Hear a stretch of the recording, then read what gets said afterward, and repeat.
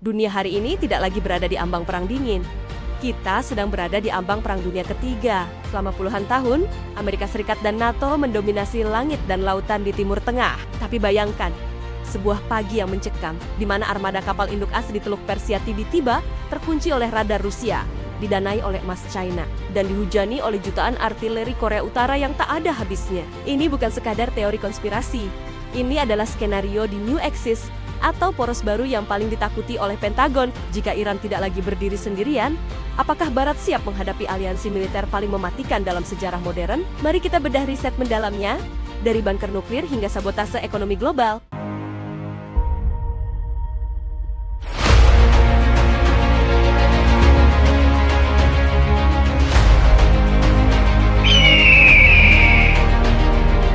Mari kita mulai dengan sang raksasa militer, Rusia. Apa yang terjadi jika Vladimir Putin memutuskan untuk memberikan cek kosong militer kepada Teheran? Pertama, langit Iran akan berubah menjadi benteng yang tak bisa ditembus. Rusia memiliki S-400 Triumph dan S-500 Prometheus, sistem pertahanan udara yang bisa melacak 300 target sekaligus dan menjatuhkan pesawat. Siluman F-35 sebelum pilotnya sempat melihat daratan Iran. Tapi ada yang lebih ngeri dari itu. Electronic warfare atau perang elektronik. Rusia adalah raja perang elektronik dunia. Mereka bisa memancarkan sinyal yang membuat GPS rudal jelajah Amerika buta, membuat drone canggih berbalik arah, dan memutuskan komunikasi antar kapal perang.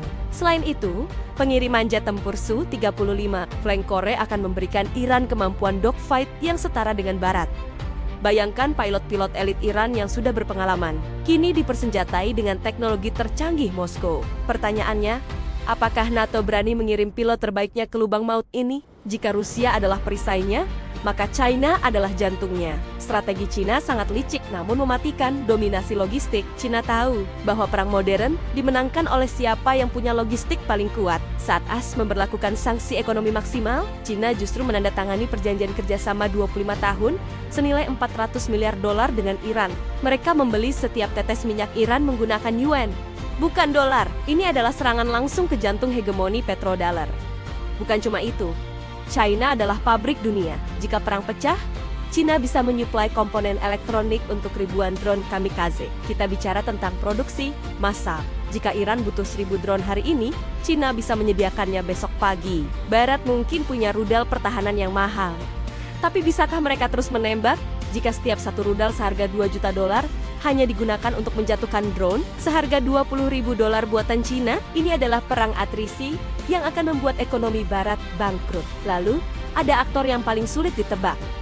Korea Utara. Kim Jong-un tidak butuh diplomasi, dia hanya butuh hasil. Korea Utara memiliki stok amunisi konvensional terbesar di planet ini. Mereka bisa mengirimkan jutaan peluru artileri melalui jalur kereta api melintasi Rusia langsung ke Iran. Tapi rahasia terbesarnya adalah teknologi rudal balistik. Korea Utara telah berhasil menguji coba ICBM atau Intercontinental Ballistic Missile yang bisa mencapai daratan Amerika. Jika teknologi ini ditransfer ke Iran, maka Teheran tidak hanya mengancam Israel atau Eropa, tapi langsung mengancam Washington. Dengan bantuan Korut, Iran bisa mempercepat program nuklirnya dari hitungan tahun menjadi hitungan bulan.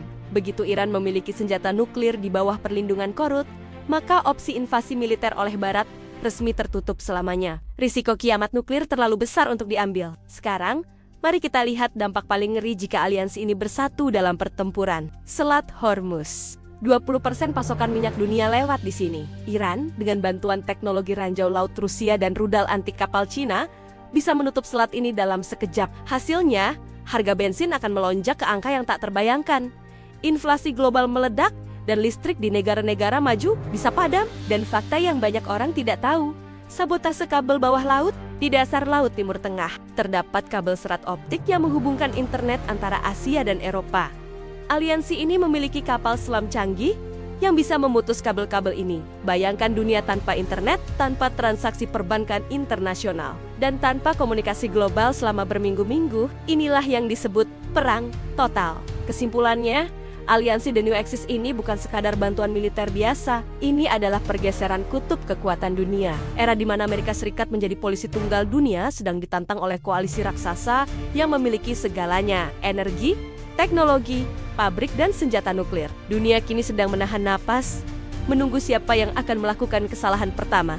Menurut kalian, apakah aliansi ini akan benar-benar terjadi secara terbuka? Ataukah ini hanya gertakan politik untuk menyeimbangkan kekuatan? Tulis analisis kalian di kolom komentar. Kita diskusikan secara cerdas. Jangan lupa like, subscribe, dan nyalakan loncengnya agar kalian tidak ketinggalan investigasi geopolitik selanjutnya. Sampai jumpa di garis depan informasi.